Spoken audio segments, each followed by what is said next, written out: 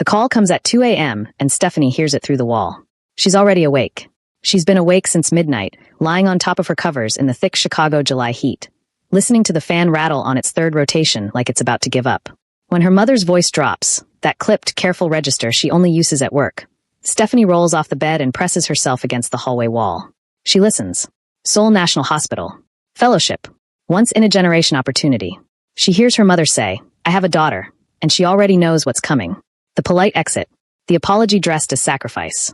Her mother has been doing that for 3 years, folding herself smaller, so Stephanie has more room, not understanding that watching her do it takes up more space than anything else. Stephanie steps into the doorway. Her mother spins around, phone still at her ear, hand going to her chest. "Say yes." "Steph." "Mom." "Say yes. I'll go wherever you go." Her mother stares at her. Something moves across her face that Stephanie can't name. Then she turns back to the phone. "Yes," Dr. Tiwa says. "We'll both come." Stephanie doesn't tell her everything. She doesn't say, "This city isn't safe for us anymore. The boy from the trial I testified against walks free, and I see his friends outside our building, and I haven't told you because you'd stopped sleeping entirely." She says, "I'll start packing tomorrow." Her mother pulls her into a hug that smells like hospital soap and the cocoa butter she puts on her hands before bed. Stephanie lets herself be held for exactly 4 seconds. Then she goes back to her room and sits on the edge of her bed and breathes through her mouth until her hands stop shaking. On the flight over, Stephanie watches a Korean drama to prepare herself. Bad idea from the start. "This man," she mutters at the screen, loud enough that the woman in 14B shifts away from her, "has walked through the same doorway 3 times in slow motion. That's a red flag. Nobody moves like that unless they want something from you." She yanks out the earbud, shoves the screen back into the headrest. Here's what the drama doesn't tell you. And this is real, documented biology. The human brain can't actually tell the difference between a threat and excitement. Same cortisol spike. Same elevated heart rate. Your body hands you the feeling, and your brain decides what to call it. Stephanie has spent 3 years calling everything a threat. She falls asleep somewhere over the Pacific, not knowing she's about to have to learn a new word for it. She does not see the pause screen she left on. Male lead, jaw carved out of something unreasonable, standing in a school courtyard like he built it. Day 1. Seoul International Academy. 8:47 a.m. The campus smells like cut grass and somebody's expensive cologne, and the bright of a morning that hasn't decided how warm it wants to be. Stephanie has her campus map out and a highlighter in her teeth, and she is looking for Building C and not looking at anything else. She rounds a corner. Mercedes. Parked directly in her path, like it has a legal right to be there. The front window rolls down. The man behind it has the face of someone whose entire job is making sure other people don't touch things. Stephanie looks at the car, looks at the path around it, looks back at the car. In the back seat, a boy glances up from his phone. 1 second, maybe 2. Then Stephanie walks around the car, map still in hand, highlighter still in her teeth, already counting building numbers. She doesn't look back. The car doesn't move. In the rearview mirror, Min-soo watches her go. Then his eyes cut to the back seat. Seo-jun is looking at the space she just left. Min-soo puts the car in drive. Says nothing. If you have enjoyed this story so far, kindly subscribe and hit the notification bell to ensure you're part of the inner circle for every new release. Tell me your favorite part of the story and why you think it's the best. I'd be in the comments section watching and replying to all your messages. The hallway adjusts the second Chaiwon steps into it. Stephanie sees it from 30 feet away. A bag gets moved, a conversation drops, 2 girls straighten up without seeming to know they're doing it. Chaiwon walks through all of it in a uniform taken in at the waist, Birkin on her arm, scanning the corridor the way you scan something you own. She finds Stephanie in 12 seconds. Stephanie is at the notice board with a highlighter in her teeth, hunting for her classroom number.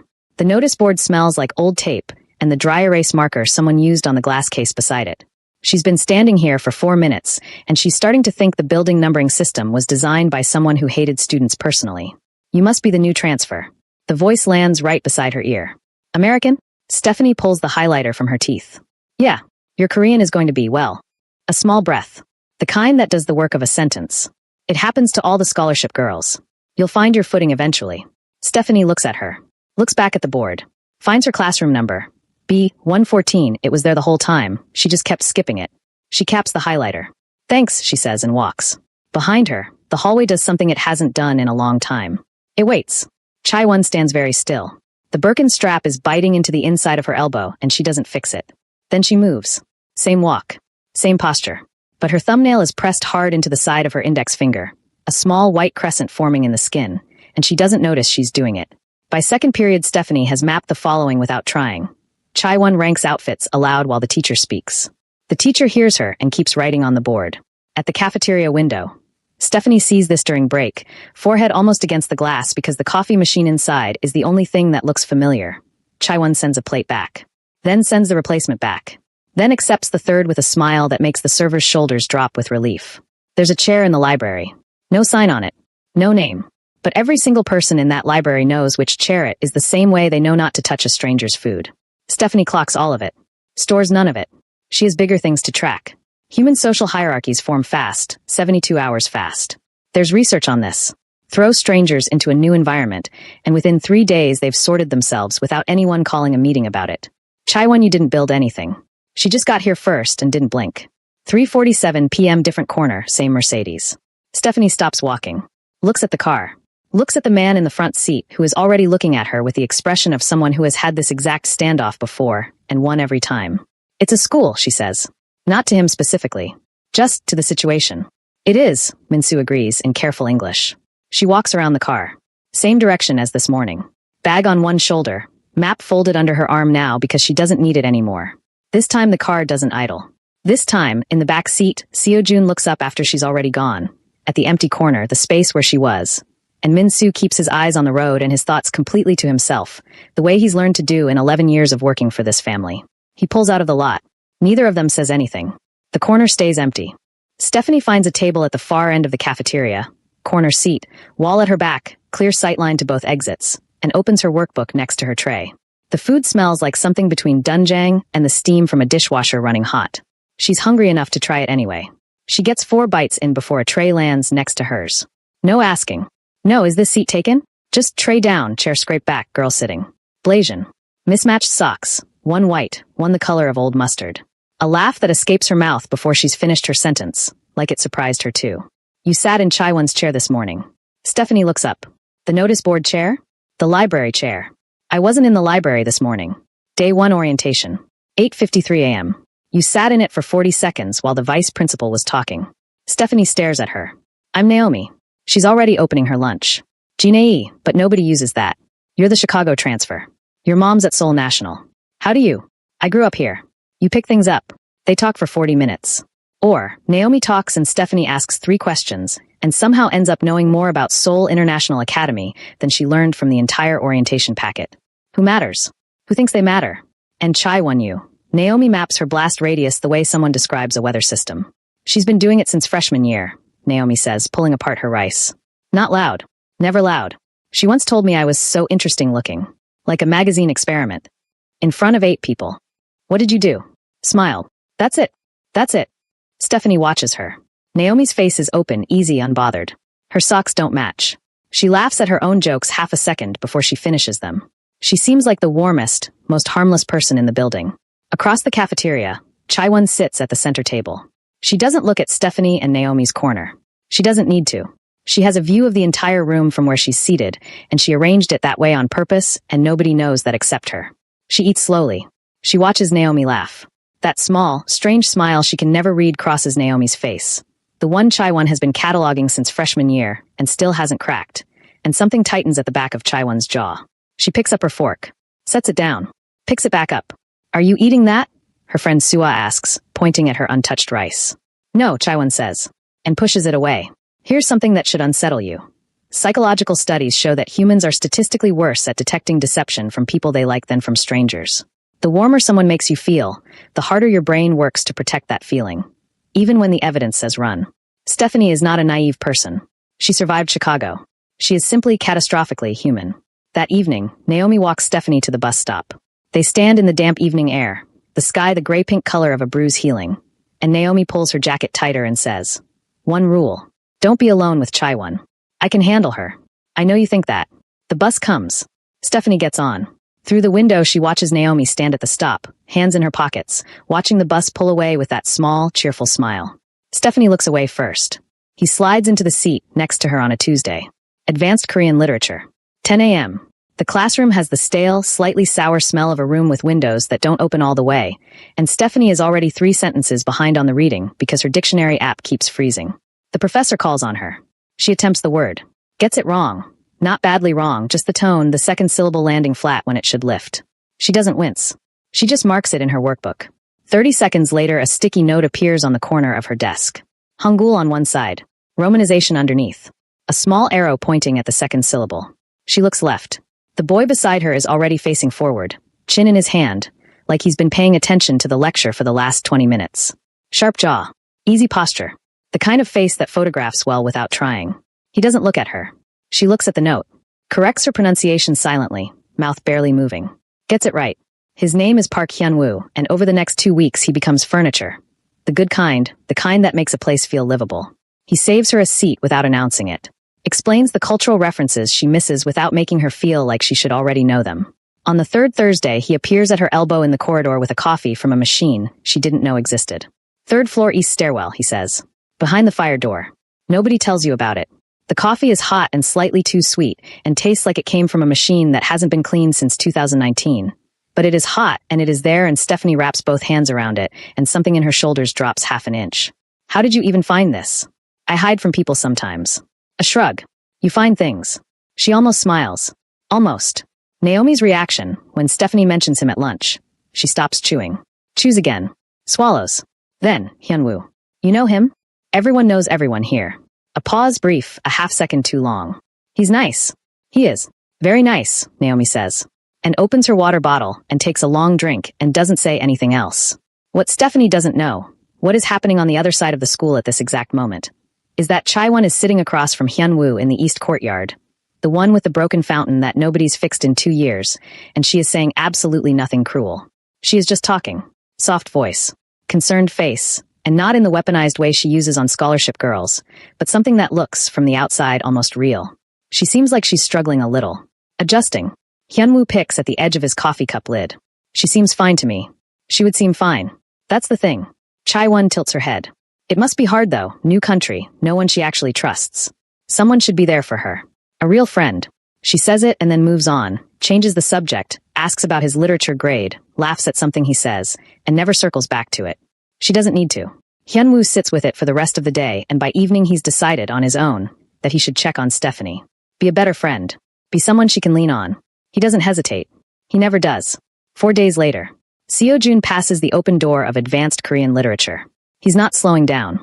He has somewhere to be, and he's already 3 minutes late, and Min-soo is waiting at the east lot, and none of that matters the second he clears the doorframe because Stephanie is laughing.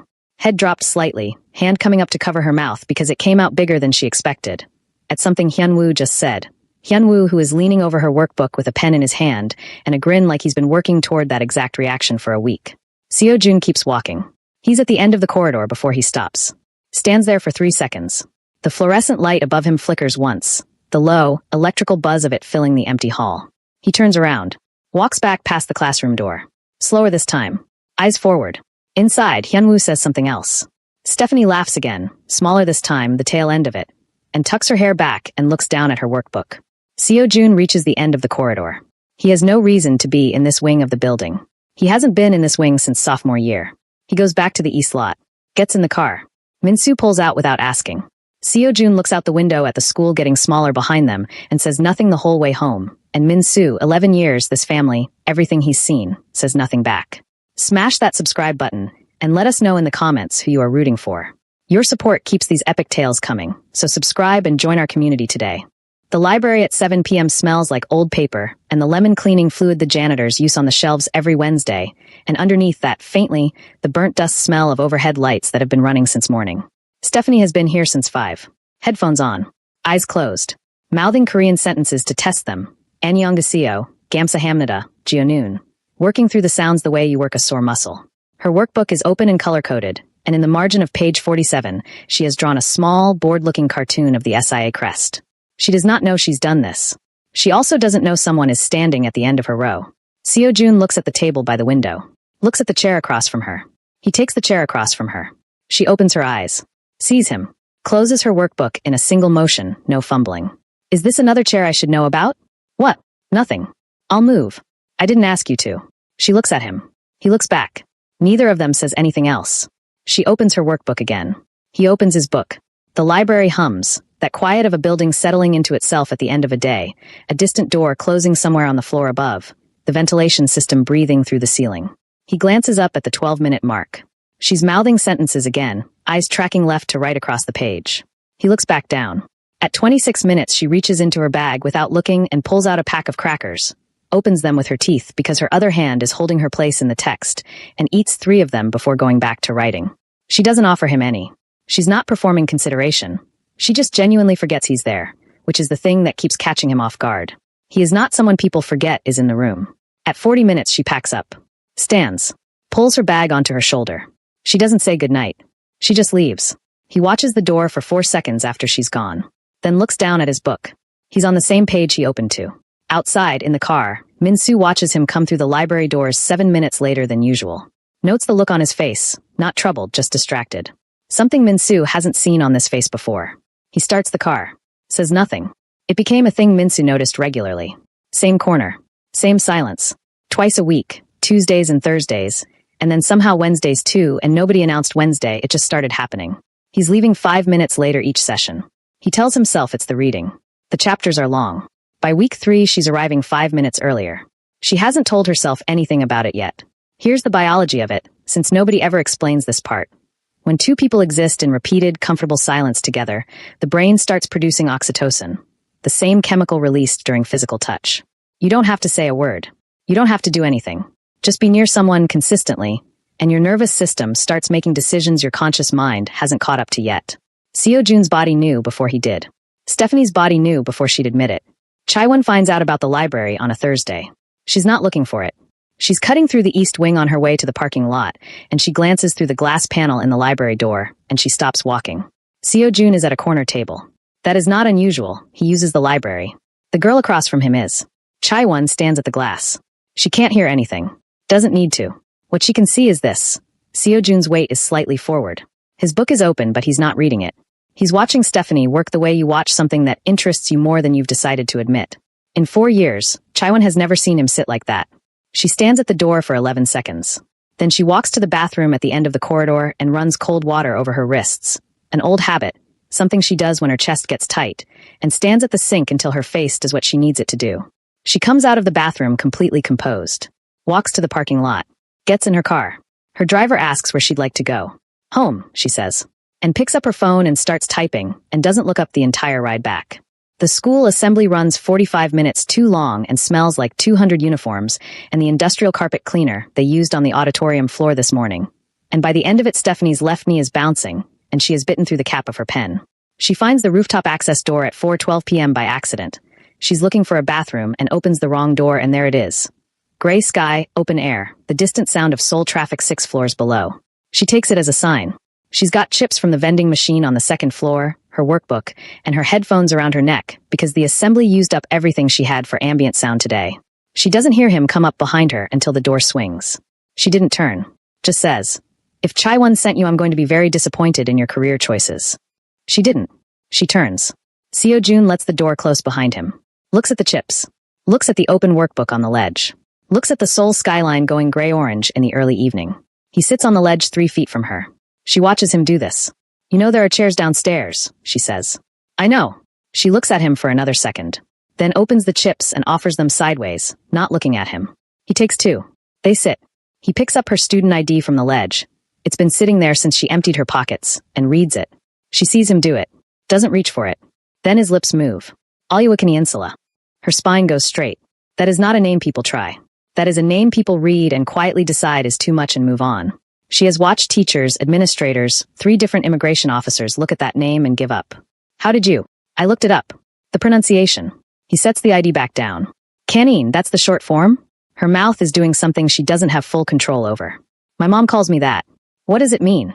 She looks out at the city. The traffic below is a low, constant hum, and the air up here has the cold metal smell of a sky about to rain. "God added sweetness to my wealth." He's quiet for a moment. "That's a serious name." "She was serious when she gave it to me." He chuckled slightly but says nothing else. Looks back at the city. Eats one of her chips. She doesn't tell him that nobody outside her family has ever gotten the pronunciation right on the first try. That she stopped correcting people years ago because it was easier. That hearing it said correctly in his voice on a rooftop in Seoul did something to her sternum that she is absolutely not going to think about. After that, in private, in the library on the rooftop, once through a half-open car window on a rainy Wednesday, he calls her Canine. Never in front of anyone. Never in a corridor, never in a classroom, never where Chaiwon's orbit could reach it. Just Kenin. Like it's something that belongs to a smaller, quieter version of their world. Like it's only real in the spaces where it's just the two of them. Neither of them acknowledges what that means. He starts noticing things he has no tactical reason to notice. She taps her pen 3 times when she hits a hard problem. Always 3, not 2, not 4. 3, and then she writes. She finishes eating before she opens her books. Every time. Like meals deserve their own full attention, and she will not insult them by multitasking. When something genuinely surprises her, she goes completely still first, half a second, sometimes a full one, before she reacts. Like her body needs to verify that the good thing is real before it allows the response. He notices all of this. He does not ask himself why he's noticing. The following Thursday, 7:23 p.m., he comes into the library and she's asleep. Face turned sideways on her workbook, pen still loose in her hand, her breathing slow and even. The lamplight is falling directly across her face. The angle of it is too bright, the kind that gives you a headache when you wake up squinting. He stands there. Then he reaches over and moves the stack of books on her left. Quietly, both hands, not rushing, so they block the direct line of the lamp. The light shifts. Softer now. He pulls back his hand and sits in his chair and opens his book. He reads for 40 minutes. When she wakes up, she comes back to consciousness in stages. A sharp inhale, a confused blink, the split second of not knowing where she is that makes her grip the edge of the desk. Then she sees him, sitting across from her, reading, like nothing. How long was I? Not long. She looks at the lamp, looks at the books stacked differently than she left them, looks at him. He turns a page. She closes her workbook, doesn't say anything. But when she leaves 15 minutes later, she pauses at the end of the row, her back to him, hand on the shelf, and stands there for just a second. Then she goes. He looks up at the empty row, closes his book, sits there in the quiet library with the lamp burning and the city humming 7 stories below, and something sitting in his chest that he has no word for yet. It starts quiet. The best ones always do. A whisper here. Did you hear why she really transferred mid-year? A look there. A subtle shift in who sits where at lunch, engineered so slowly that nobody can point to the moment it changed. Within 4 days, 3 girls who'd nodded at Stephanie in the corridor stopped making eye contact. A boy in her literature class moves his bag off the seat beside her without explanation. It does almost nothing, because Stephanie wasn't talking to most of them anyway. Chaiwon was ready on a Wednesday morning, standing at her locker with Suah beside her, watching Stephanie walk into the building alone. Headphones on, workbook under her arm, unbothered in a way that is starting to feel like a personal insult. She doesn't care, Suah says. Helpfully. She cares, Chaiwon says. She's just better at not showing it than I expected. She closes her locker. That's fine. She picks up her bag, walks toward the cafeteria.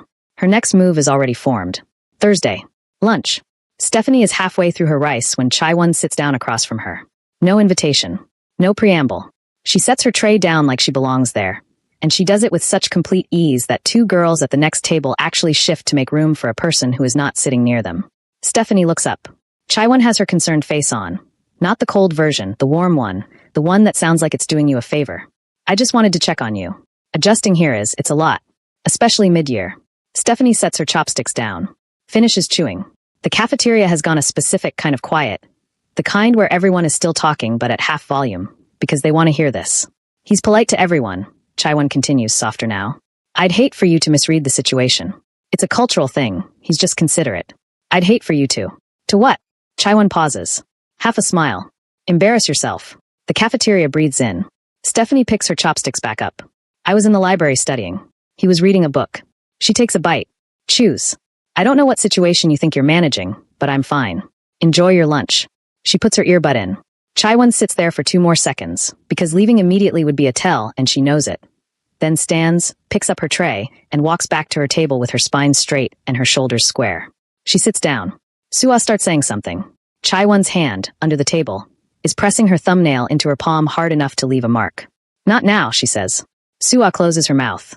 Besides Stephanie, Naomi has not moved, has not spoken, has been staring at her water bottle with the focused energy of a person using every available resource to not visibly combust. You good? Stephanie asks, not taking the earbud out. Naomi picks up her water bottle, takes a long drink, sets it down. I'm great, she says, very carefully. That afternoon, Hyunwoo finds Stephanie at the east stairwell, the one with the good coffee machine, and he is so warm, genuinely, completely warm. His face does the thing where his eyes go soft at the corners and he leans against the wall and says, Hey, I heard about lunch. Don't take it personally. That's just Chaiwon. She does it to everyone. Stephanie looks at him. Does she? She doesn't mean anything by it. She meant something by it. Hyunwoo pauses. Adjusts. She's territorial. It's not about you specifically. Hyunwoo. Yeah. She looked me in the eye and told me not to embarrass myself. He opens his mouth. Closes it. Then, I'm sorry. She shouldn't have said that. Stephanie looks at him for a moment. Then accepts the coffee he's been holding out this whole time, wrapped in a paper sleeve that's already slightly soggy from the heat. Thanks for checking on me, she says. And means it. Here's what nobody tells you about social manipulation. It almost never looks like cruelty. A study out of UC Berkeley found that the most effective forms of social aggression among adolescents are delivered in tones of concern. Not anger. Concern. Because concern gives the target nowhere to stand. You can fight cruelty. You cannot fight someone who is publicly just worried about you. Chaiwon never read that study. She didn't need to. That night, Chairman Yu takes a call. We don't hear it. We see him, 62 years old, silver-templed, sitting in a study lined with books that have never been opened, listening. His face does nothing. When he speaks, it's 3 sentences, measured and low, and then he hangs up and picks up a different phone and makes a call of his own.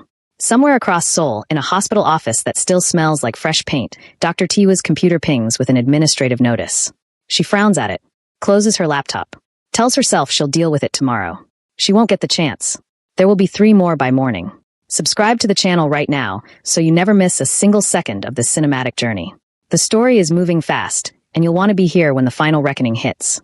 Thursday, 6:58 p.m. Seo-jun pushes open the library door, and she's already there. She's always there first on Thursdays. He knows this. It shouldn't register as anything. She's not alone. Hyunwoo is in the chair across from her, Seo-jun's chair, leaning over her workbook with a pen in his hand, pointing at something on the page. Their heads are close. Not inappropriately close. Just close the way you get when you're both looking at the same small thing in low light. She laughs. Quietly. The real version. The one that's slightly bigger than she intends it to be. The one she covers with her hand because it escapes before she can scale it back. Seo-jun knows exactly what that laugh looks like. He has been watching it for 3 weeks. He takes a table at the opposite end of the room. Opens his book. Reads the first paragraph. Reads it again. Reads it a 3rd time. The words are not landing. The words are producing no meaning whatsoever because 20 feet away Hyunwoo is saying something else and Stephanie is shaking her head and smiling and writing something in her workbook that she then turns to show him. And Hyunwoo laughs, and the sound of it carries across the library, and Seo-jun reads the same paragraph for the 4th time. He stays 40 minutes longer than usual. Outside, 8:31 p.m. Min-soo pulls up to the library entrance. Seo-jun gets in, doesn't speak, looks out the window at the street, the wet blur of traffic lights on the road, the smell of rain that came and went while he was inside, the damp cold air moving through the gap in the window he's left open 2 inches. You stayed longer than usual, Min-soo says. The chapter was long. Min-soo nods, checks his mirror, pulls out. He says nothing else. He has worked for this family for 11 years, and he knows specifically and completely when Seo-jun is lying. He also knows when to leave it alone. The next morning, Seo-jun is in the East Corridor at 8:49 a.m. He has no reason to be in the East Corridor at 8:49 a.m. His first class is in Building A. He is in the East Corridor because Stephanie cuts through it on her way from the gate to her locker. He knows this because he has, without deciding to, noted her route. He passes her going the opposite direction. She has her headphones on and her bag on one shoulder, and she's reading something on her phone, and she almost walks into a pillar and catches herself at the last second, muttering something under her breath that is definitely a curse word in English.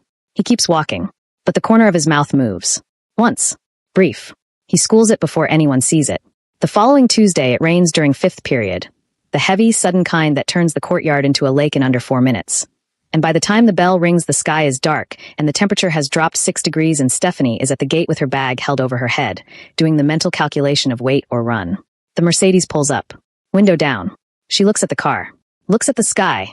The rain coming sideways now, the cold needle sting of it on her forearms. She looks back at the car. I'm fine, she says. Seo-jun looks at her bag, currently functioning as a roof for her head and nothing else. Your bag is your umbrella. It's working. Min-soo, without turning around. It is raining on your textbooks. She looks down. Her workbook, sticking out of the half-open zip, has a spreading dark patch across the cover. She gets in the car. The back seat smells like leather and the faint trace of whatever he uses on his hair and the cold air she brought in with her. She sits 1 seat's width from him and shuts the door, and rain hammers the roof, and Min-soo pulls smoothly into traffic like he's been waiting for exactly this. Nobody speaks for 90 seconds. Then Seo-jun, looking out his window at the blurred city. How is your mother? She turns her head. Of everything he could have said, you're welcome, I told you so, you should carry an umbrella. It's this. For words about her mother. She wasn't ready for 4 words about her mother. She's good. Her voice comes out slightly uneven. She steadies it. She loves it here. Happiest I've seen her in a long time. Good, he says. And means it. She can tell he means it. She looks back out her window. The city slides past, all rain-blurred light and gray, and she sits with her wet jacket steaming faintly in the warm car, and her heart doing something she hasn't given it permission to do. When she steps out, he waits until she's through the building entrance before he tells Min-soo to drive. Min-soo notices this and notes it away. He pulls into traffic. Keeps the observation to himself. He'll take it, like everything else, directly to his grave. Chairman Kong-dae doesn't shake hands at the beginning of meetings. He shakes hands at the end, after everything is already decided. It's a small thing. Everyone in the room knows what it means. Chairman Yu knows what it means. They sit across from each other in a private dining room on the 43rd floor of a building that doesn't have a public directory listing, with 2 lawyers each and a merger agreement that consolidates more power than most governments hold. And they talk about it the way men like this talk about everything, calmly, precisely, like they're discussing weather. The deal is almost done. One loose thread. Chairman Yu sets his tea down. My daughter. Chairman Kong-dae looks at him. She understands the arrangement, Yu continues. She has since she was 12. Your son. My son, Kong-dae says. Will do what's required of him. Then we don't have a problem. A pause. The kind that means something. No, Kong-dae says. We don't. They shake hands at the end. Word reaches Chairman Yu 3 days later through a source he pays specifically for this kind of information. His future son-in-law has been seen, repeatedly, deliberately, in the company of the American transfer student. The scholarship girl. The one whose mother works at Seoul National. He makes a call that evening. Civil and unhurried. By the next morning, Dr. Tiwa has 4 administrative flags on her fellowship file. A committee review, requested urgently. Paperwork pulled for re-verification. Her hospital access badge deactivated, pending a security update that nobody in the building can explain. She calls the fellowship coordinator. Gets voicemail. Calls again. Gets a junior administrator who sounds young and nervous, and tells her it's a routine process. Nothing to worry about. These things take time. She hangs up. Sits at her desk in her office that still smells like fresh paint, and looks at her screen. Her hands are flat on the desk. She doesn't tell Stephanie. Stephanie notices anyway. She notices the way her mother's sleep has changed. Lighter, broken. The 3 a.m. sound of her moving around the kitchen that she thinks Stephanie can't hear. The way she checks her phone during dinner, which she never does. The way she says work stuff too quickly when Stephanie asks. She says nothing, but it sits in her chest like a stone gathering weight. Then someone goes through her locker. She knows immediately. She has a system. Workbook always spine left. Emergency snack at the back right corner. Headphone case on top of the textbooks. Somebody has touched everything. Nothing is gone. Everything is just slightly, deliberately wrong. She closes the locker.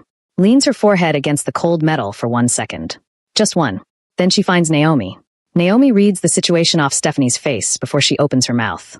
Pulls her into the bathroom at the end of the east corridor. The one with the flickering bulb that maintenance has been ignoring since October. Its buzzing filling the small tiled room like a trapped insect.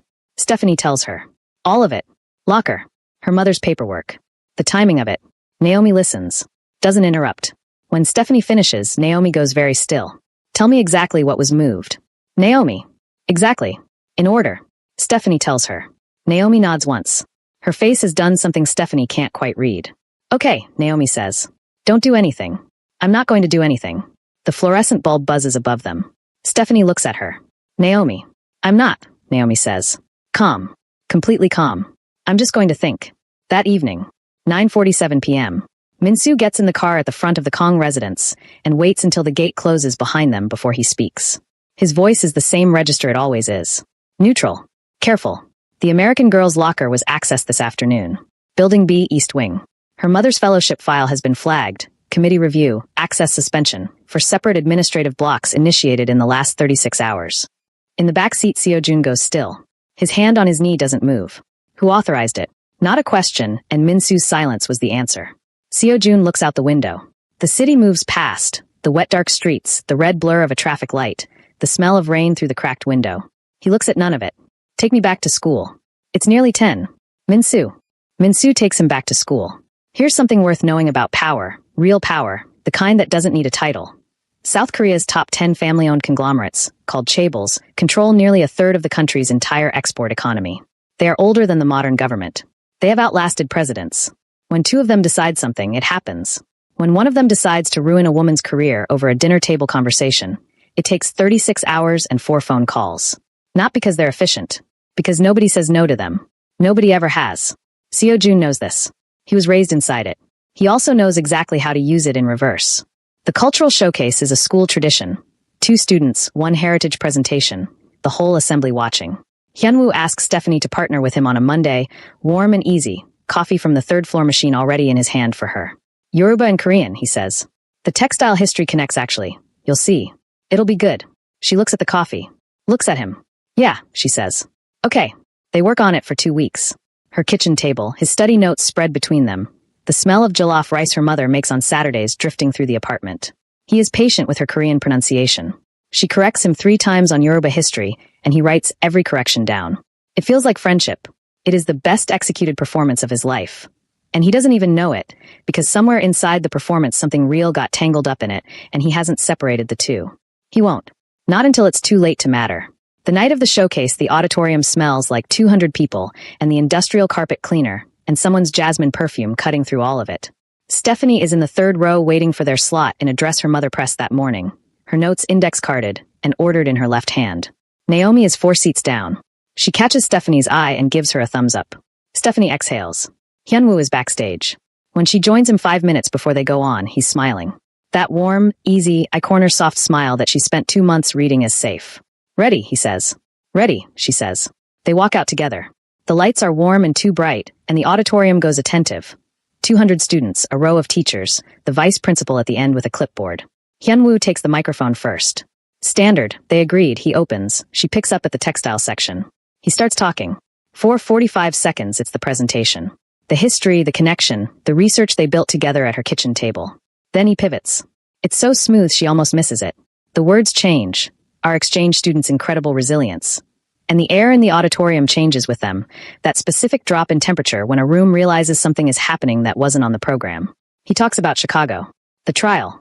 The reason a girl transfers mid-year, quietly, through a U.S.-Korea partnership that doesn't usually take high school students. He frames it as admiration. His voice stays warm the entire time. He sounds like someone giving a tribute. He is standing next to her while he does it. The auditorium is completely silent. Stephanie is standing at the front of the room, and she cannot move. It's not shock. Her body knows shock, and this isn't it. This is something worse. This is the paralysis of having every wall you built stripped in public by someone you handed the blueprint to. 200 faces looking at her. She breathes in through her nose. She walks off the stage. Not running. Walking. Head up. Steps even. She will not give this room a single thing more than it has already taken. In the 4th row, Seo-jun stands up. He is on his feet before he's decided to be. Min-soo beside him, here is security, as always, invisible in a plain suit, puts one hand briefly on his arm. Not restraining. Just not here. Seo-jun looks at him. Something moves across his face. He sits back down, but his eyes go to the door she walked through, and they stay there. Naomi is in that bathroom in 60 seconds. Nobody clocks how she gets there so fast. Stephanie is at the sink. Not crying. Hands flat on the porcelain, looking at the drain, her breathing measured and controlled, and costing her something to keep that way. Naomi stands in front of her. Doesn't touch her. Doesn't say it's okay, or he's terrible, or anything that requires Stephanie to respond. She just stands there and lets her breathe. 10 seconds. 15. Tell me what you need, Naomi says. A minute. Naomi looks at her phone. Watches the clock. 60 seconds exactly. Okay, she says. Now let's go back out there. Stephanie looks at her. Then she turns on the tap.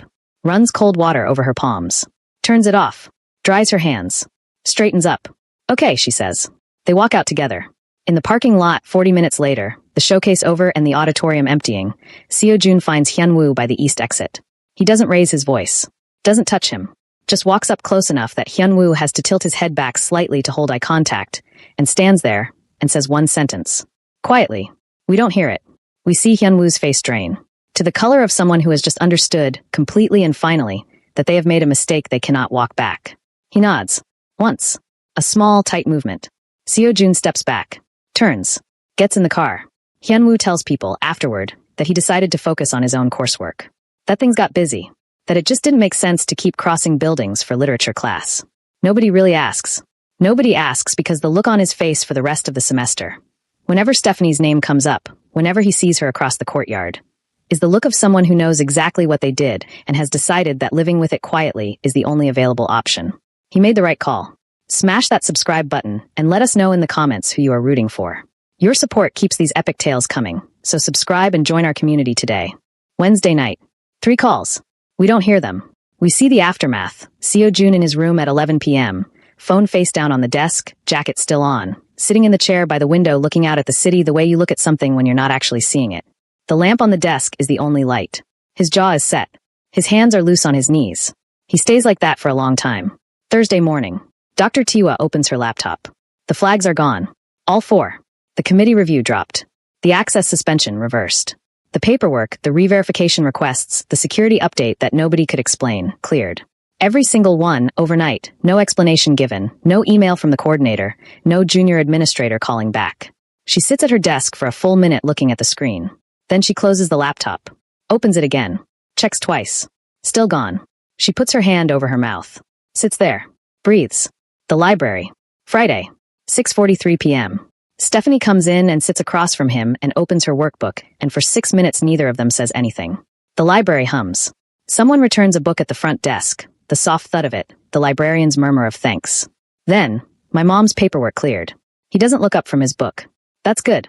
All of it. Overnight. Good. Did you? A pause. He turns a page. Your practice sentences are grammatically correct, but they sound like a textbook. Add examples from things you actually say. She stares at him. The side of his face. The way he's reading his book with the focused attention of someone who is absolutely not thinking about what she just asked him. The corner of her mouth moves. Almost nothing. She looks down at her workbook. Okay, she says. She uncaps her pen. Writes something. Taps it 3 times. Gets back to work. Here's a fact that sounds made up but isn't. South Korean chaebols, the family conglomerates that control everything from hospitals to hotels to shipbuilding, have their own internal legal teams larger than most national law firms. They don't navigate the system. They're the system. A single phone call from the right family can clear 4 administrative blocks before sunrise. Not because laws were broken. Because the people enforcing those laws understand, clearly and permanently, who they are talking to. Seo Jun made 3 calls. By morning, Dr. Tiwa had her life back. He never said it was him. She knows. She doesn't push. The following Tuesday it rains again. Different from last week, lighter. And Stephanie is at the bus stop outside the school gate with her hood up and her bag properly zipped this time. The Mercedes pulls up anyway. She looks at the car. Looks at the rain. Looks back at the car. The window is already down. Seo Jun says nothing. Just opens the door from the inside. She gets in. Different from last time. Last time she was wet and irritated, and the car was a practical solution. This time she chose it. They both know she chose it.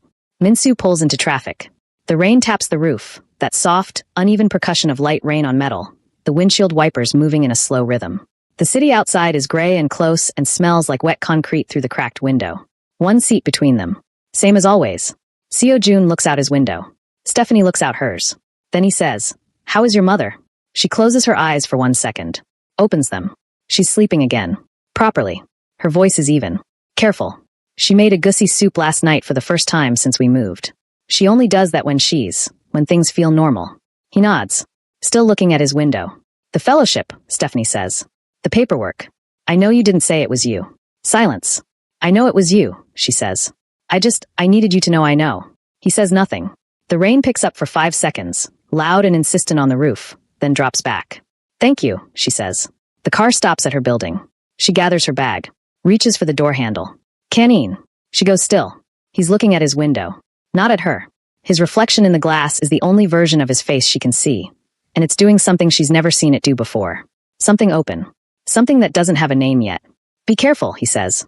She looks at his reflection. It looks back at her. I know, she says. She gets out and walks to the building entrance. Pushes through the door. Behind her, the Mercedes doesn't move. Minsu watches the building entrance in the rearview mirror. Watches Seo Jun watching it. Keeps the car in park until the lobby light catches her stepping into the elevator and the doors close. Now, Minsu asks. Now, Seo Jun says. Minsu pulls out. Neither of them speaks the rest of the way home. The rain comes back properly then and beats against the windows the whole drive, and Seo Jun sits in the back with his hands loose on his knees looking at nothing. And Minsu drives, and the city swallows them both. She gets the full file on a Thursday. Everything. The trial. The witness statement. The collapse. The threats that followed. The quiet bureaucratic arrangement that moved a Chicago girl and her mother to Seoul under the cover of a medical fellowship. All of it, sourced through channels her father keeps for exactly this kind of situation, delivered in a plain manila envelope that she opens alone in her bedroom with the door locked. She reads it twice. Then she sits with it. Here is what Chaiwon tells herself. This is protection. She is protecting an arrangement that has been in place since she was 12 years old. She is protecting her family. She is removing a variable that has no business being in this equation. Here is what is also true. She has not slept properly in 2 weeks.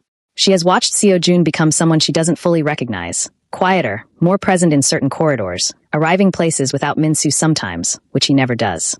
She has watched this and felt something she has no language for, because she has never needed language for it before, because nothing has ever threatened the things she was promised.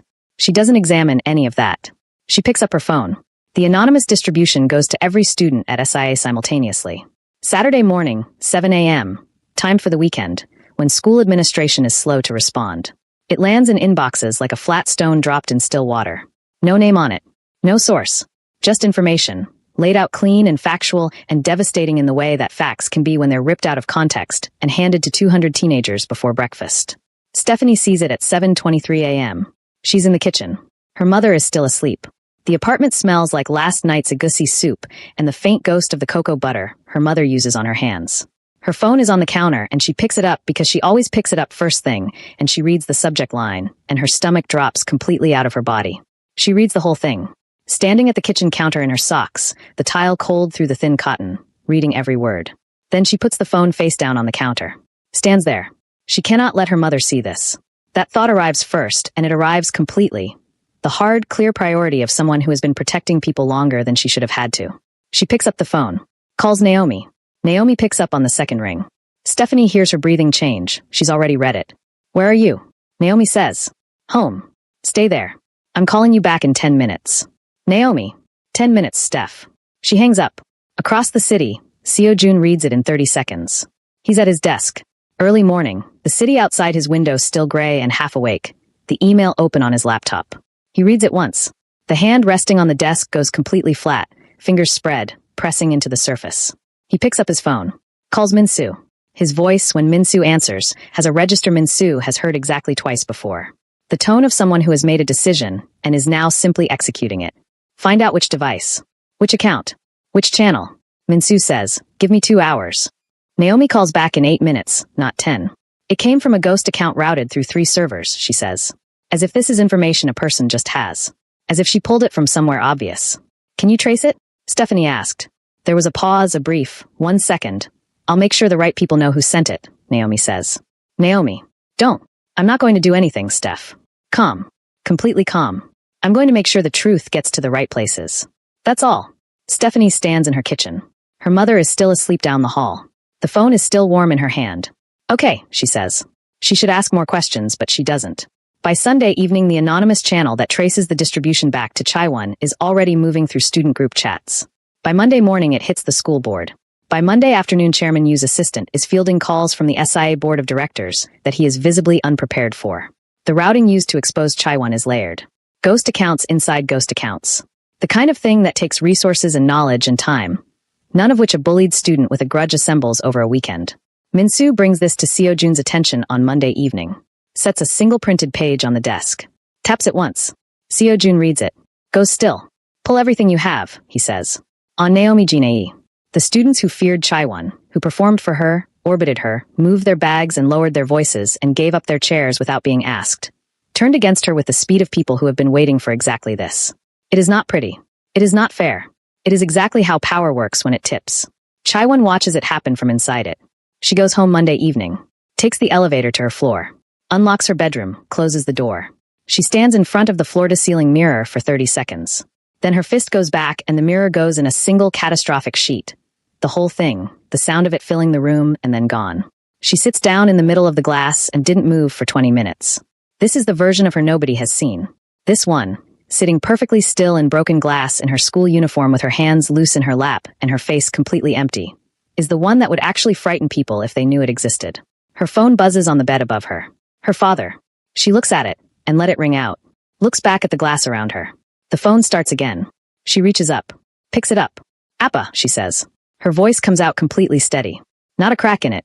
Not a single one. She has been practicing that her whole life. It begins with Min-soo. He sits across from Seo Jun at midnight in the study. The one room in the Kong residence that doesn't feel designed for performance. Just a desk and 2 chairs and a lamp that throws more shadow than light, and sets down a single folder. The channel that exposed Chaiwon, he says. I traced it. Seo Jun opens the folder. Min-soo waits. The room is quiet enough to hear the building settle. A creak somewhere above them. the distant hum of the city outside the window, the tick of the desk lamp cooling where it's been on too long. Seo-jun reads. Turns a page. Reads. He goes still and closes the folder. Pull everything on Naomi Jinei, he says. Everything. Go back to before she enrolled. Min-soo nods. Picks up the folder. Pauses at the door. How far back, he asks. As far as it goes. It takes 48 hours. What Min-soo brought back was a reconstruction, layered, cross-referenced. He lays it out on the desk in chronological order and stands back and lets Seo-jun read it without interruption. Naomi Jinei, 18 years old. Blasian, Korean mother, Ghanaian father, both deceased before she turned 9. Raised by a grandfather whose name appears in exactly 0 public records, whose existence is confirmed only by 3 property transfers and a shipping manifest from 2014. The grandfather runs the most invisible criminal network in East Asia. Not the largest. The most invisible, which is, in every way that matters, the most dangerous. Layered through legitimate import businesses, a medical supply chain, 2 tech startups in Seoul and 1 in Singapore. Clean on the surface all the way down until it isn't. And by the time it isn't, you're already inside it. Naomi has been running point operations for this network since she was 15. She didn't come to SIA by accident. She came because 18 months ago Chairman Yu's father signed a Port Authority agreement that blocked a pipeline expansion. A single bureaucratic decision that cost Naomi's network 8 figures and 2 years of groundwork. She came to collect. Not money. Something more useful. Evidence, leverage, the kind of pressure that makes powerful men make different decisions. The bullying was a cover. The mismatched socks, the laugh that surprised itself, the warmth. All of it fake. A character built to be overlooked, to move through a school full of powerful families' children gathering information, while everyone looked at Chai Won instead. The friendship with Stephanie was calculated from the first tray set down without asking. A clean anchor. An unconnected outsider with no political debt to anyone in the building. Someone whose proximity made Naomi invisible by association. Someone nobody would look at twice when mapping the room's power dynamics. Except, somewhere in the execution of this, somewhere between the kitchen table and the agusi soup smell and 60 seconds on a bathroom clock, and tell me what you need. Something happened that Naomi did not plan for and cannot fully explain even to herself. She actually cared about Stephanie. The fact that she got attached, genuinely, involuntarily, against every operational instinct she has, and moved every piece on the board around that attachment anyway. Like it was just another variable. Like Stephanie was just another variable. Seo-jun closes the last page. Sits back. The lamp ticks. The city hums. Min-soo stands by the door with his hands behind his back, and his face doing nothing. She knows we found it, Seo-jun says. Probably, Min-soo says. She's been watching this building's security rotation for 3 weeks. Seo-jun looks at the desk. At the folder. At the photograph clipped to the inside cover. Naomi at 16, caught on a Singapore port security camera, standing next to a shipping container with a tablet in her hand and her face turned slightly away from the lens, like she knew it was there and was deciding how much to give it. He picks up his phone, puts it back down, picks it up again. He finds Stephanie in the library. Their corner. Their table. 7 p.m., a Thursday, because it is always a Thursday, with her workbook open and her headphones around her neck and the lamp throwing its warm circle over the page. He sits across from her. She looks up, reads his face. Something in her goes careful. What? She says. Not a question. He puts his hands flat on the table. Looks at them for a moment. Canine. Her pen stops moving. I need to tell you something about Naomi. He tells her everything. Straight through, no softening, no gaps. The network. The grandfather. The pipeline. The calculated enrollment. The ghost routing they trace back to infrastructure that a grieving teenager does not build in 48 hours. That nobody builds in 48 hours without resources and practice, and a very long head start. Stephanie listens. She doesn't interrupt. Doesn't move. Her pen is still in her hand, and she's looking at a point on the table just past his fingers, and her face is doing something he has never seen it do. Not shock, not anger, something quieter and worse than both. The recognition of a shape you already knew was there, but refused to look at directly. When he finishes, the library is very quiet. She breathes in. Out. The bathroom, she says. The first time. She was there in 60 seconds. Yes. She knew which chair I sat in. Before we met. Yes. She knew my mother's workplace on day 1. He says nothing. She knows he doesn't need to. She puts the pen down. Flat on the table. Looks at it. Was any of it real? He doesn't answer immediately. He looks at her. At the way she's sitting very still, the way her hand near the pen is not quite steady, the way she is holding herself together through the discipline of someone who has done it before and hates that they're good at it. The honest answer is, he doesn't know. Parts of it might have been. The part at the end, the bathroom, the okay, now let's go back out there. He can't say. He won't lie to her to make it easier. I don't know, he says. She nods. Once. Picks up her pen. Puts it in her bag. closes her workbook. Her hands are moving carefully, like she was giving them a task so they don't do something else. Okay, she says. Canine, I need a minute. She stands up, pushes her chair back. I need a minute. He stands too, reflexive, immediate. She looks at him standing up and something crosses her face. Quick. Gone. I'll be okay, she says. I just need. I know, he says. She goes. He sits back down, looks at the empty chair across from him. The workbook indent still pressed into the table surface where she leaned on it. The lamp burning over nothing. He stays there for a long time. Naomi knows at 9:47 p.m. She's known for 3 hours that Min-Soo found the trail. She has a notification system for exactly this, a tripwire, buried so deep in the Kong security rotation that finding it would take someone better than Min-Soo. Min-Soo is very good.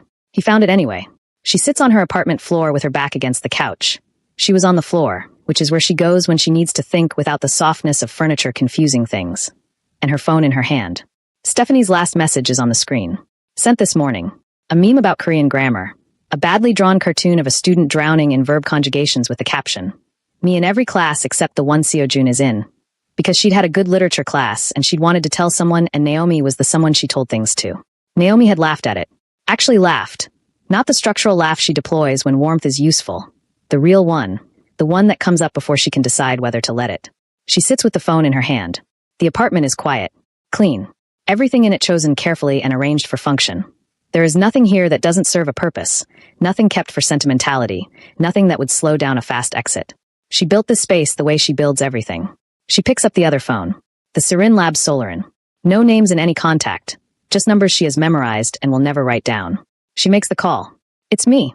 Her voice is what it always is. Level certain, giving nothing. Begin stage 3. And arrange a clean exit from the school. Something quiet. Nothing that creates noise. The voice on the other end says, timeline? 48 hours. Done. She ends the call. Sets the phone down and picks up the other one. Stephanie's message still on the screen. The drowning cartoon, the caption, the eyes emoji she put at the end because she was happy and happiness makes her use emojis, which Naomi has observed and found completely disarming. Naomi opens the keyboard. Types, we need to talk. I'm sorry. That part was real. Looks at it. The cursor blinks. She reads it twice. 3 times. Her thumb hovers over send. Here's a thing about Naomi Jin-ae that nobody in her grandfather's network knows, that no surveillance camera has ever caught, that exists in no file Min-Soo will ever find. She has a tell. 1. When something costs her more than she planned for, when the calculation comes out different from what she built, she presses her thumbnail into the side of her index finger. A small white crescent. Gone in seconds. She's doing it now. She deletes the message. Sets the phone face down on the floor beside her. Puts both hands flat on her knees. Breathes in through her nose, out through her mouth, the way she was taught at 11 years old in a room she never talks about. The apartment is quiet. The city outside is doing what cities do at 10 p.m., living, moving, completely indifferent. She sits there. The camera holds on her face. The mismatched socks, the floor, the 2 phones side by side, the expression running very deep behind her eyes that we have been reading as warmth and ease and that open, disarming laugh this whole time. We look at it now knowing what we know, and it is the same face. That is the most frightening thing about it. It is exactly the same face. Next morning, 7:14 a.m. Stephanie stands in the doorway of Naomi's apartment with the spare key in her hand. The one Naomi gave her 6 weeks ago, laughing, in case you ever need somewhere to go that isn't your building, and looks at a room that has been emptied.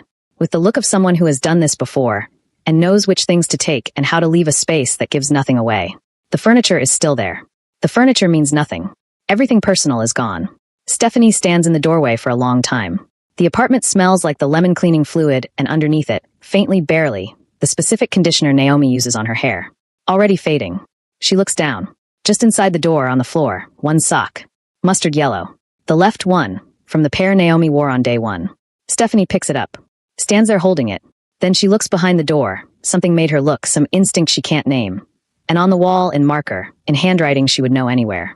I wasn't pretending all of it. 6 words. Stephanie reads them. Reads them again. Her hand tightens around the sock. Outside the windowsill is doing what it always does. Loud and completely alive. And Stephanie Alyawakini stands in the empty apartment of the most dangerous girl she has ever known and just stares. She never looks away. She never was going to. What she doesn't know is that Chaiwon is not finished. She is sitting in broken glass, and she is not finished. Chairman Kongdae has not spoken directly to his son. That conversation is coming, and it will not be quiet. Dr. Tiwa has started asking questions about the fellowship arrangement. The original one, the call made on their behalf before they left Chicago. The answers she's finding don't match what she was told. Naomi left a door open with 7 words and a mustard yellow sock, and somewhere in East Asia, she is sitting in a room that looks exactly like her soul apartment. Functional, clean, nothing kept for sentiment. And her phone is in her hand. Stephanie's contact is on the screen, and she is deciding something. You didn't stumble onto this channel by accident. You were looking for something that actually moves you. And now you found it. Don't lose it. Subscribe right now, hit the notification bell, and become part of a community that lives for stories this good. Tell me in the comments, what was the moment that got you? I want to know. I'll be there waiting.